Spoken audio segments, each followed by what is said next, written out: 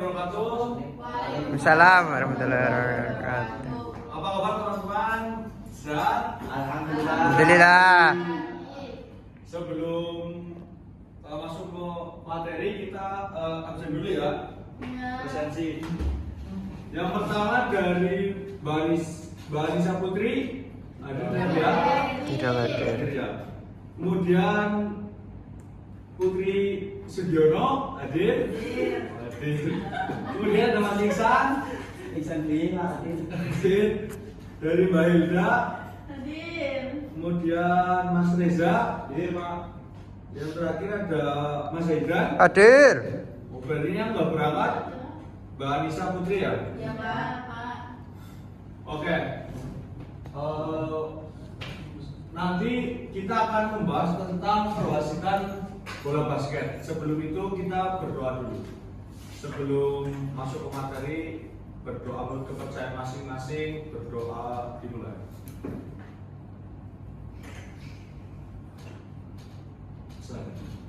Langsung saja ya. Di sini kita akan membahas tentang perwasitan bola basket.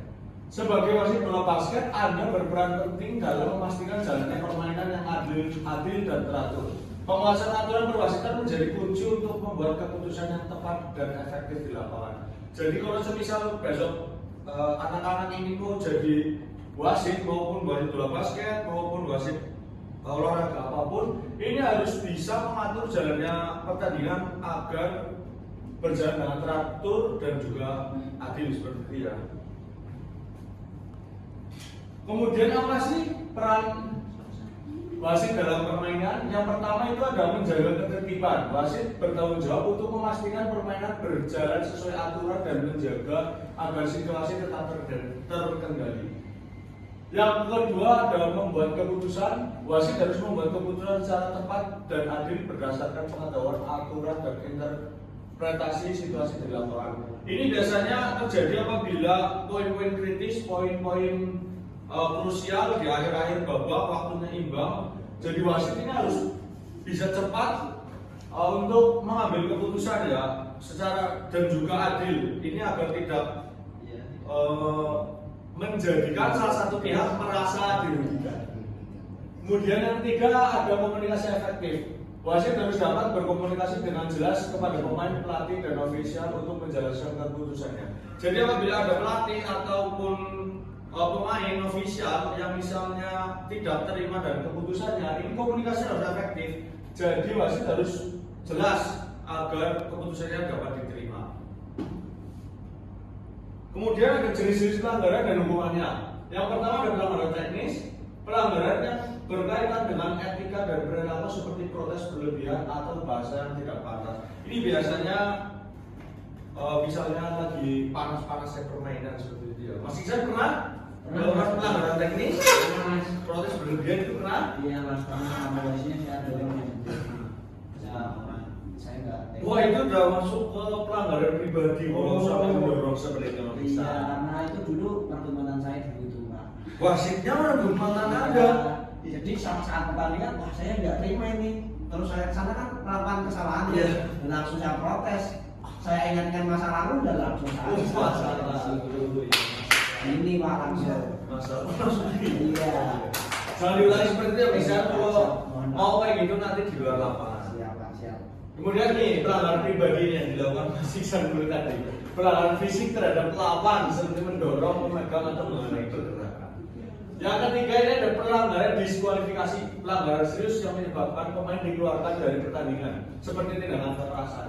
Ini biasanya wasit akan menentukan diskualifikasinya apabila pelanggaran itu sudah terlalu keras, terlalu berlebihan.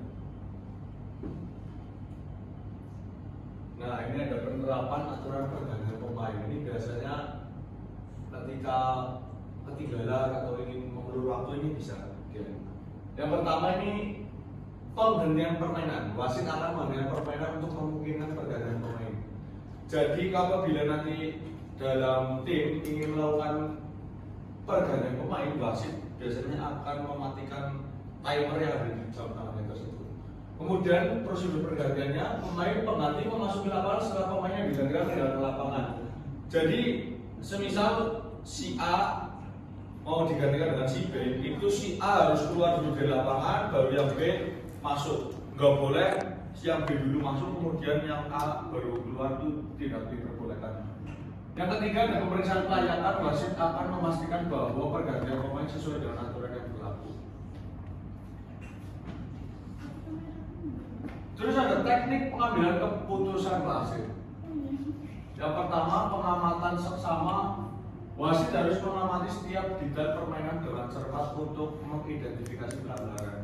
Jadi apabila wasit ini harus benar-benar jeli, harus benar-benar tidak boleh berfokusnya, tidak boleh kayak yang lain, karena apabila terjadi pelanggaran nanti wasit jadi bisa mengambil keputusan yang pas untuk pelanggaran tersebut. Kemudian interpretasi yang cepat, wasit harus dapat menafikan situasi di lapangan dengan cepat dan tepat untuk membuat keputusan yang adil. Ini antara yang pertama dan yang kedua ini saling berkaitan ya. Apabila yang kedua ini biasanya terjadi kalau wasitnya tidak melihat secara detail, secara pas apa yang terjadi pelanggarannya, jadi wasit harus bisa membaca situasi untuk menginterpretasi dari yang situasi yang di lapangannya. Untuk biasanya untuk keputusannya yang adil. Ya, kemudian ada konsistensi keputusan. Wasit harus konsisten dalam pemberlakuan aturan untuk memastikan fairness di seluruh pertandingan dan kepercayaan diri. Wasit harus tegas, yakin dan tegas dalam menyampaikan keputusan tanpa ragu-ragu. Dan 3 dan 4 ini, kalau misal wasit sudah melakukan kesalahan apabila salah dalam melakukan mengambil keputusan untuk pelanggarannya, ya harusnya udah A ya itu aja. A harus tegas untuk menyampaikan keputusannya, jangan ragu-ragu. Jadi keputusannya juga harus konsisten. Kalau udah A, B. Nanti kalau urusan yang misal pingin mengganti kerugian yang tim tadi itu bisa nanti diinterpretasi sendiri. Komunikasi efektif wasit dengan pemain yang ada sikap yang terbuka, kejelasan instruksi, kesabaran, kolaborasi. Yang pertama dulu ini wasit harus bersikap ramah dan terbuka untuk membangun komunikasi yang baik dengan pemain. Jadi wasit tidak boleh tertutup, tidak boleh cuek, tidak boleh acuh, agar pemain ini bisa membangun kepercayaan juga terhadap kita kalau apabila ingin menjadi wasit ya. Ada kejelasan instruksi, wasit harus menyampaikan keputusan dan instruksi dengan jelas dan tegas. Ini agar permainan dan aturannya bisa terlaksana dengan baik. Wasit harus bersabar dalam menghadapi protes dan perdebatan dari pemain. Ini masih Jan. Iya, siapa? Kita kalau besok nemuin pemain yang seperti di antaranya ada kolaborasi ya, wasit harus bekerjasama dengan tim wasit lainnya untuk memastikan keputusan yang tepat. Jadi wasit biasanya itu ada yang di pinggir, misal sepak bola itu ada tim garis, ada wasit utama, di bola basket itu ada head referee nanti untuk yang kanan kiri untuk melakukan terjadi pelanggaran atau tidaknya itu harus keputusannya harus pas, harus komunikasinya harus baik. Penanganan situasi konflik di lapangan, ada identifikasi masalah, harus cepat mendeteksi dan memahami potensi yang akan terjadi.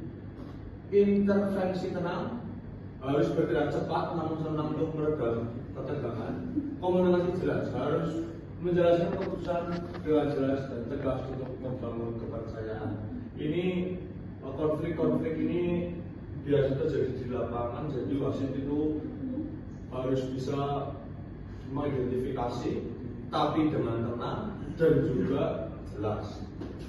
Wasit seperti itu. Yang terakhir, kesimpulan dan saran untuk perwasitan yang lebih baik. Menjadi wasit bola basket yang efektif membutuhkan pemahaman yang mendalam tentang aturan, keterampilan pengambilan keputusan yang cepat, dan kemampuan komunikasi yang baik. Dengan menerapkan prinsip-prinsip ini, wasit dapat memastikan jalannya pertandingan adil, tertib, dan menjadi panutan bagi pemain. Kita kalau menjadi wasit, prinsip-prinsip ini harus kita ambil. Dan yang terpenting biasanya wasit untuk memenangkan suatu pertandingan itu ada pemain-pemain di belakang biasanya jangan disuap, itu kita jangan mau untuk mengambil resiko. Tapi kalau uangnya gede gimana? Kalau uangnya gede, Ya boleh. Boleh. tetap kalau kita mau jadi wasit, nanti kalau kita mengambil resiko seperti itu, nanti malah itu biasanya hanya menikmati sesaat doang.